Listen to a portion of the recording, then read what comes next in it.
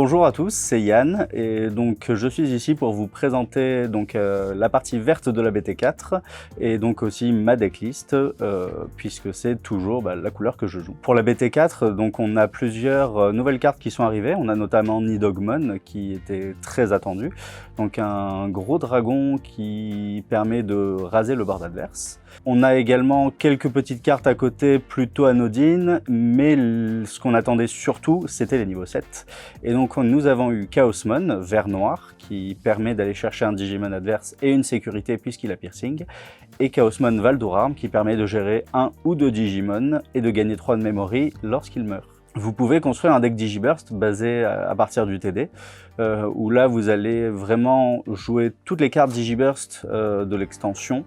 Donc le Digiburst c'est quoi? Eh bien tout simplement Digiburst 2, vous devez trash, donc enlever 2 de vos sources de Digivolution sous votre Digimon pour activer son effet. Donc on a du Digiburst 2 et Nidogmon, donc le fameux, a un Digiburst de 4. Donc c'est une énorme carte qui fait effectivement peur aux adversaires, mais par contre pour pouvoir l'utiliser à son plein potentiel, il faut absolument avoir un Digitama et donc commencer vraiment depuis le stade d'œuf, puisque nous n'avons pas encore toutes les promos qui permettent de le jouer correctement. Ensuite, on a la version, comment on pourrait appeler ça, one shot. Alors c'est pas vraiment un OTK, mais c'est en one shot, on fait sauter toutes les sécurités adverses, avec le Gran Kuwagamon promo et le Palmon promo. Donc comment ça marche? Eh bien, on fait monter une pile avec Palmon et le Gran Kuwagamon promo. On fait 2 fois le Digiburst, donc ce qui permet de lui donner jamming avec Palmon. On tape sécurité. On en fait sauter 3, puis on passe sur Chaosmon, et comme les bonus restent sur le Digimon quand on digivolue, eh bien Chaosmon va aller chercher un Digimon et faire sauter les 2 dernières sécurités.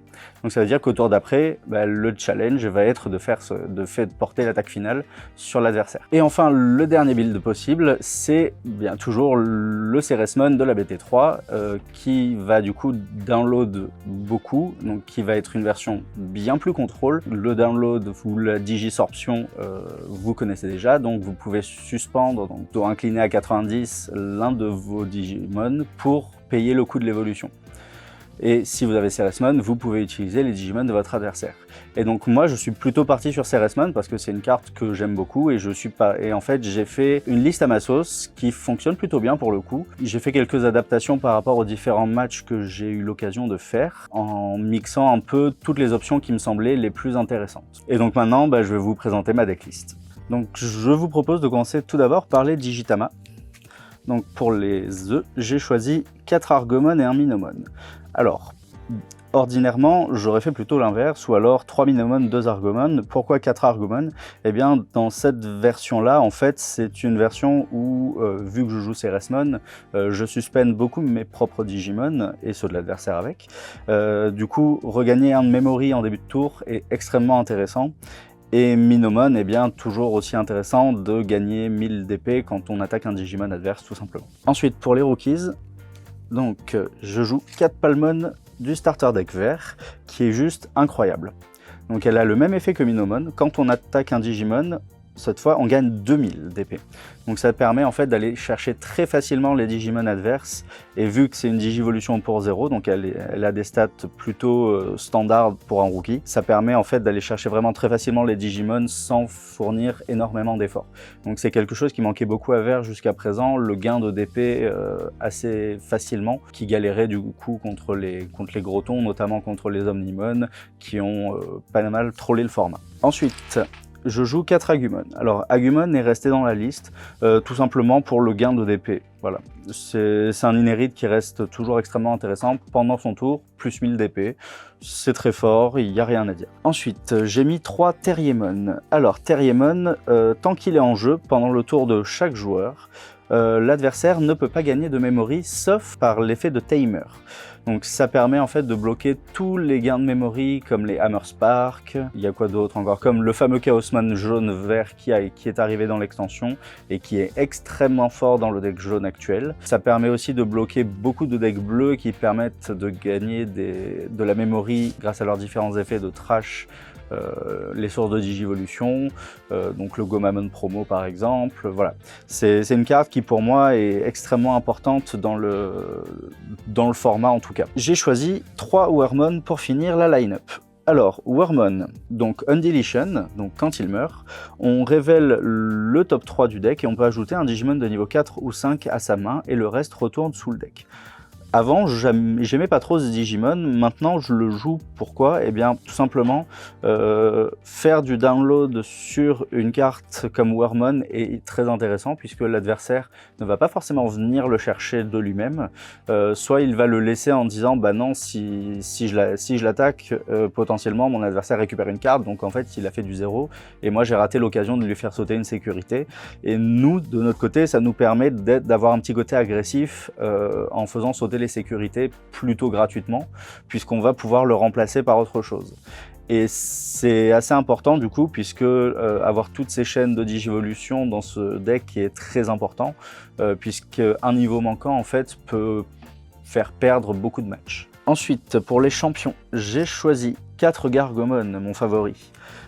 C'est Kabuterimon, mais avec un Arcast de 1 de moins et 1000 d'épée de moins, mais le même inherit, plus 1000 d'épée pendant son tour pour chaque Digimon Suspend dans la zone adverse. J'aime toujours autant cet inherit, je le trouve très fort, ça permet de passer beaucoup de paliers, d'atteindre beaucoup de Digimon, donc c'est une carte que j'aime jouer en x4. Ensuite, Kabuterimon du starter deck vert, donc le bloqueur.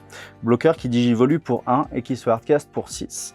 Donc la digivolution pour 1 est toujours la clé de voûte des Digimon verts, puisqu'on a besoin de coûts de digivolution réduits pour atteindre au maximum notre méga, pour pouvoir en fait commencer la partie, on va dire, sur de bonnes bases. Ensuite, je joue Woodmon, donc l'ancien bloqueur. Alors, pourquoi je joue l'ancien et le nouveau bloqueur? Eh bien, l'ancien bloqueur, lui, se hardcast pour 5, mais digivolue pour 2.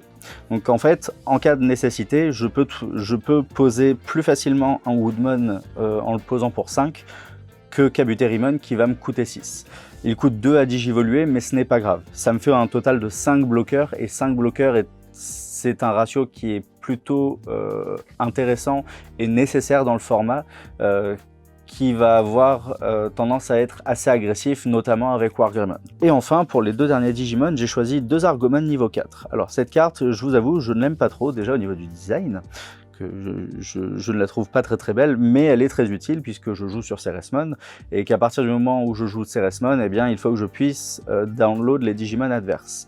Et en fait, c'est le seul Digimon de niveau 4 qui a la capacité de download. Donc ça permet en fait d'avoir un rookie sur le terrain et de pouvoir download un Digimon adverse si jamais on a Ceresmon, tout simplement. Ensuite, pour les ultis, donc nous avons 4 Blossomon, qui est pour moi donc le meilleur niveau 5 de ce pack. C'est le niveau 5 download qui n'a pas d'effet mais qui a 7000 d'épée. Donc synergie avec Ceresmon 100%. Ensuite, nous avons 3 Rapidmon, donc la digivolution de Gargomon, donc il coûte 6 à hardcast, 2 à digivo, et il a le même inherit que Gargomon, donc plus 1000 d'épée pour chaque Digimon suspend pendant son tour. Il se hardcast pour 6, donc pour le même coût que Kabuterimon, comme vous pouvez le constater, donc ça permet de le poser sans trop de problèmes si jamais on n'a vraiment rien d'autre à faire, et le coût de digivolution pour 2 est extrêmement important puisqu'on en a besoin pour pouvoir atteindre rapidement le niveau méga. Ensuite, Lilamon, la nouvelle favorite du deck. C'est une carte que je trouve incroyable. Elle a tout ce qu'il faut. Donc, elle digivolue pour 3, elle coûte 8 à hardcast, donc c'est cher, pour du vert en tout cas, mais elle a des effets très bien. Le premier, Digiburst 2, on suspend un Digimon adverse. C'est gratuit, on fait ça quand on veut, pendant son tour évidemment. Ça permet d'aller chercher des Digimon sans se poser de questions. Et le deuxième, c'est un inherit qui dit: quand on attaque, si on a un timer en jeu, on peut suspendre un Digimon adverse. Contrairement à la Lilimon de la BT1, ça ne précise pas qu'il est bloqueur ou pas. Donc il y a une condition supplémentaire, mais ça permet d'engager un bloqueur, donc de supprimer une menace supplémentaire, de nous faire prendre la partie en fait. Donc Lilamon est une carte qui est incroyable et qui ne va quasiment jamais sortir des decklists. Et enfin, le dernier c'est le petit Argomon qui a été si violemment touché par la banlist. Il a le download. Et il a un inherit qui dit que quand on attaque, on peut poser donc un niveau 3 depuis notre main directement sur le terrain. Et donc c'est là aussi où Terriermon et Wormmon rentrent en jeu, on va dire, de manière efficace. C'est que ça permet de poser en battle phase un Terriermon. Et ensuite, par exemple, donc sur le CQ check, l'adversaire a un Hammer Spark, le Hammer Spark ne fonctionne pas puisque du coup Terriermon est présent. Donc Argomon, je l'avais supprimé de ma liste, mais au final je l'ai remis. J'ai décidé de maximiser toutes les options de download pour pouvoir en fait au maximum profiter du terrain adverse, en fait, autant que du bien. Ensuite, les mégas, nous avons bien toujours 4 Ceresmon, donc Digisorption 3. Donc on suspend un Digimon et il coûte 3 de moins à Digivoluer, donc ça fait une Digivolution pour 2, ce qui est un coût très bas pour un Digimon méga et surtout dans vert. C'est l'une des raisons majeures pour lesquelles je le joue toujours, puisqu'il y a des fois où on Digivolue, on termine son tour, et bien là on peut le faire mais en faisant le suspend, et donc du coup ça permet de trigger Argomon au tour d'après et donc de gagner un de memory de plus. Donc au lieu de commencer à 1 ou 2, on peut commencer à 3 voire 4 en fonction du nombre d'Argomon présents sur le terrain. Ça peut vite, la memory peut très vite monter. Ensuite, j'ai décidé de laisser Mega Gargomon. Pourquoi Mega Gargomon? Déjà parce que j'adore cette carte. Et ensuite, elle a 2 effets qui sont extrêmement intéressants, qui rend la carte parfaite pour le mid-range. Et mid-range, c'est la catégorie de deck que je préfère jouer. Donc le premier, c'est on suspend un Digimon adverse et il ne peut pas se unsuspend au début de la phase d'activation adverse. Donc ça veut dire qu'on va stun un Digimon adverse et qu'il ne pourra pas se relever au tour d'après. Son deuxième effet, pendant mon tour, si l'adversaire a un Digimon suspend, il gagne automatiquement Security Check +1. Donc ça va être la partie agressive de son effet. Donc la première va être plutôt contrôle, la deuxième va être plutôt agressive, donc c'est la carte parfaite pour du mid-range. Et c'est pour ça du coup que j'ai décidé de la laisser. Ça permet de débloquer pas mal de situations quand il y a un gros Digimon qu'on n'arrive pas à gérer par exemple. Eh bien on fait un Mega Gargomon, on le stun un tour et puis pendant ce temps-là, on peut aller chercher soit ses autres Digimon, soit ses sécurités. Ça m'est arrivé de prendre des games justement en paralysant des Omnimon qui du coup ne peuvent pas se relever puisqu'ils n'attaquent pas. Et enfin, le fameux Nidogmon, le gros dragon. Digiburst 4, donc on suspend tous les Digimon du terrain adverse qui ont 5000 d'épée ou moins, et ensuite tous les Digimon suspend adverses retournent sous le deck. Donc ça, en fait, c'est quelque chose qui permet de raser un board. Si l'adversaire a tapé avec ses gros Digimon et qu'il lui reste que des petits rookies, on peut suspend tous les rookies, et puis ensuite tous les Digimon suspend s'en vont. Donc du coup, on peut tout enlever toutes les menaces du terrain adverse sans aucun problème.